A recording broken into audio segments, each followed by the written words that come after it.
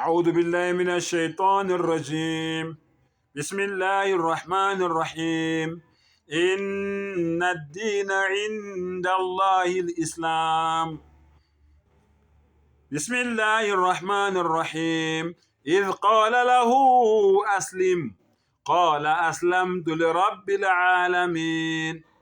ووصى بها إبراهيم بنيه ويعقوب يا بني إن الله اصطفى لكم الدين فلا تموتن إلا وأنتم مسلمون.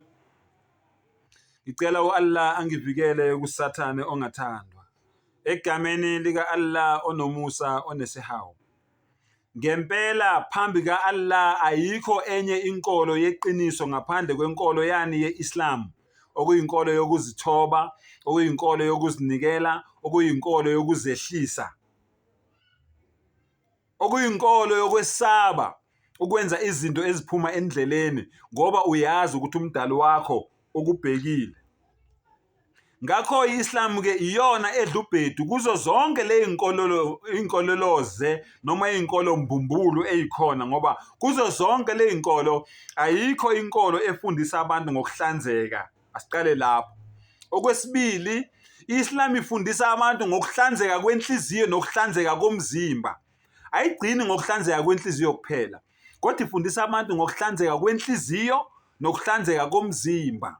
Inhliziyo ke uyihlanza kanjani? Ngokuthi ngaso sonke isikhathi uhlale uthi la ilaha illallah Muhammadur Rasulullah. Indlela leyo ohlanza ngayo inhliziyo yakho leyo. Uhlale uthi akekho omunye engiyomkhonza ngaphandle kaAllah. uMuhammad sallallahu alaihi wasallam isithunywa sakhe sokugcina. Bese kuba inhlanzeko yangaphandle njengoba ungibona nje ngimhlophe nje ngihlanzekile nje ngimuhle nginjena. uAllah uye kusho yena uAllah uthi ngimuhle futhi ngiclean ngihlanzekile kusho yena.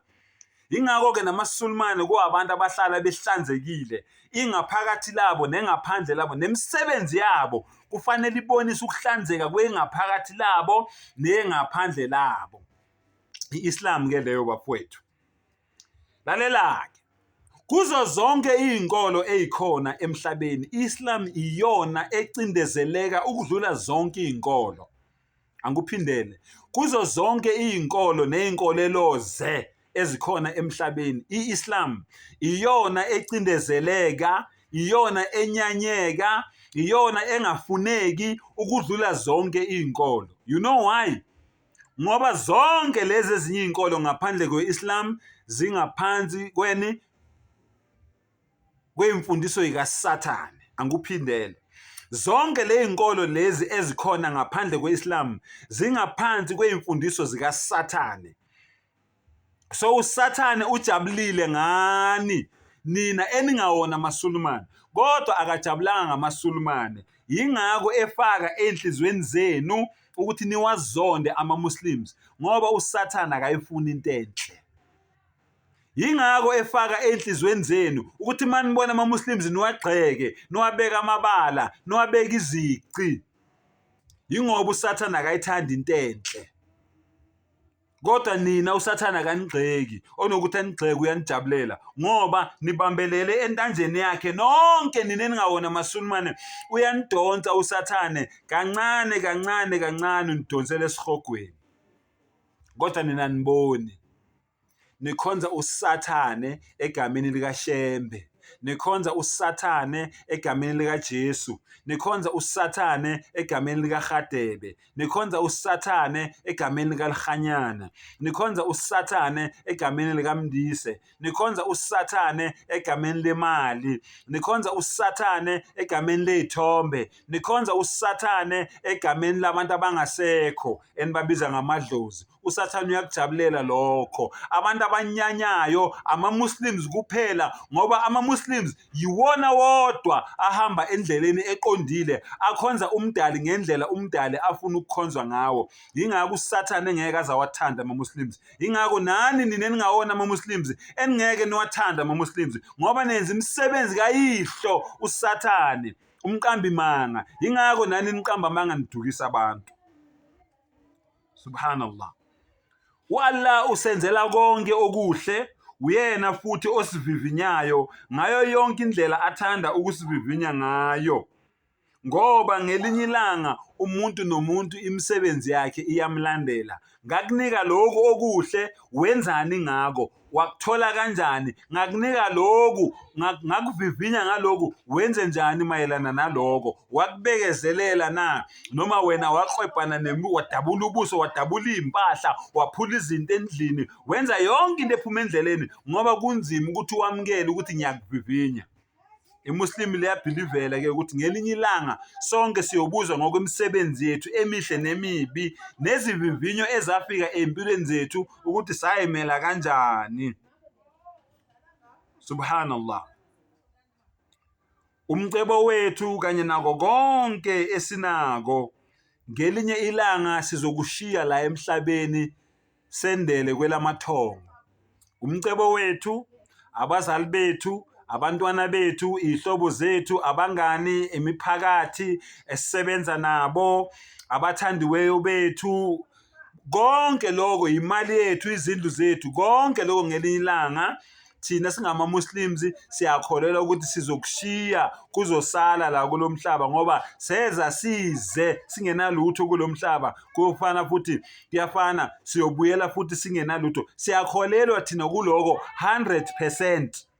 Ukuthi mangabe sengihambile kulomhlaba angisenasabelo kulomhlaba, ayisekho into yakulomhlaba mina engiyaziyo eyenzeka la kulomhlaba. Siyakholelwa thina kuloko singama-Muslims ngoba siyazi ukuthi sobe sesenzele kuphi kwelamathongo, sesingene kwisigaba esilandelayo, sesidlulile kuphi kulomhlaba.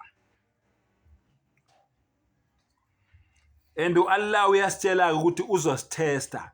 Sengivala. Allah uyasitshela ukuthi uzosithesta, akasifihlelanga. Okokuqala Allah uthini? Tabarakalladhi biyadil mulk biyadikal khair. Tabarakalladhi biyadil mulk wa huwa ala kulli shay'in qadir. Subhanallah. Sengikhothe ivesi yeQuran lapho biyadikal khair, esandleni sika Allah subhanahu wa ta'ala khona konke okuhle. Biyadihil mulk, esandleni sakhe bonke ubukhosi busesandleni sakhe. Wa ala kulli shay'in qadir, uyena yedwa onamandla phezu kwayo yonke into. Alladhi khalaqa al-mauta wal hayat liyabluwakum ayyukum ahsanu amala. Allah uthi uyimina engidale ukufa, ngadala nokuphila ukuze nginivivinye, ukuthi ngibone ukuthi phakathi kwenu ubani ozokwenza izenzo ezinhle ukudlula omunye. Sihluka lapho nje kuphela kumdali wethu, sihluka ngezenzo esizenzayo. Ukuthi ugqoka ingubo ye10,000 mina ngigqoke ye300 omunye ugqoke ye50 Allah akayibheki nokuyibheka leyo nto leyo. Kodwa Allah ubheka ini? Inhliziyo, ilingaphakathi lenhliziyo yakho, ukuthi khonani kwilingaphakathi lenhliziyo yakho. Na into Allah ebhekile. Then Allah uyaqhubeka uyasitshela ngokunye. Subhanallah. وَلَنَبْلُوَنَّكُمْ بِشَيْءٍ مِّنَ الْخَوْفِ وَالْجُوعِ وَنَقْصٍ مِّنَ الْأَمْوَالِ وَالْأَنفُسِ وَالثَّمَرَاتِ. Allahu Akbar. Wallah uthi ngizonivivinya ngovalo. Subhanallah. Ngizonivivinya ngendlala, ngizonivivinya ngokuthi kuzophela imali. Subhanallah. Ngizonivivinya ngeimpilo zenu, zabathandiweyo benu, nizogula, nizogulelwa, nizofa, bazofa nabo. Allah uthi ngizonivivinya ngayo yonke into. Subhanallah. Ngisho nezithelo, wathamarat, endlini izithelo kuphela, kuphele banana, kuphele peaches, kuphele apple, kuphele orange, kuphele you name them. Ekugcineni Allah uthini? Wabashiri sabirin. Indaba ezimnandi kulawo bantu labo ukuthi mangabe kuvela zonke lezi zinto lezi, alladhina idha asabatuhum musiba, uma ngabe kuvela zonke lezi vivinyo lezi, bona bathini? Qalu inna lillahi wa inna ilayhi raji'un.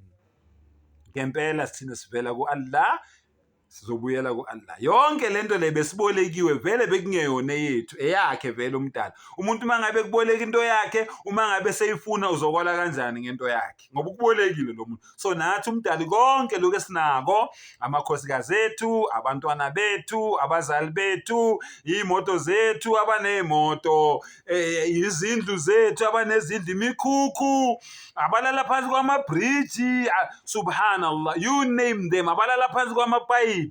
yonke leyo nto leyo uyibolekiwe, u-Allah uthi ngizoyithatha ngelinye ilanga. That is a belief of a Muslim. Wa akhir da'wana anil hamdulillahi rabbil alamin.